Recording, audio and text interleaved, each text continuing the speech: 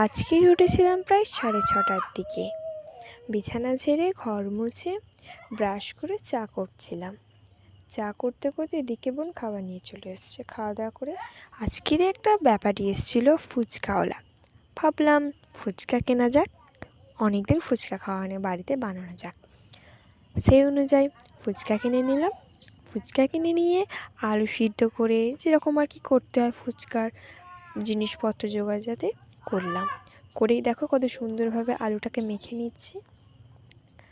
আলুতে নুন, জিরে মরিচ, চানা মশলা সব কিছু দিয়ে পেঁয়াজ কাঁচা লঙ্কা দিয়ে ভালো করে মাখিয়ে নিলাম। এদিকে আমার এটা কমপ্লিট হয়ে আসছিল, ভালো করে মাখিয়ে নিচ্ছি। তোমরা দেখো সব কিছু দিয়ে দিলাম একে একে। এবার দেখো কেমন মাখাচ্ছি। উফ, ফুচকাটা যা বানিয়েছিলাম না, ফুচকাটা ভেজেছিলাম, আবার খুব সুন্দর করে ভেজেছিলাম ফুচকাটা। দেখো কেমন করে মাখাচ্ছি। মাখাতে মাখাতেই আমার জিভে জল চলে আসছিল। দেখো ওদিকে ওটা মাখাবার পর এদিকে এসে আমি টকটাকে বানিয়ে নিচ্ছিলাম।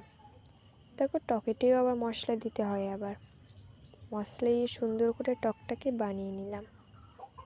দেখো টকটা কত সুন্দর লাগবে। ওয়াও, কত সুন্দর লাগছে। আমি আগে থাকতে ফুচকাটা ভেজে রোদে শুকনো করে নিয়েছিলাম। এবার খেয়ে তোমাদের বললো কেমন হয়েছিল।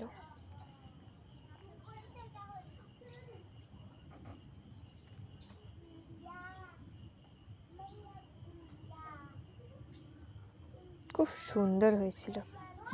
আমি তো খেয়েছি, খুব ভালো লেগেছিল, খুব সুন্দর হয়েছিল সত্যি।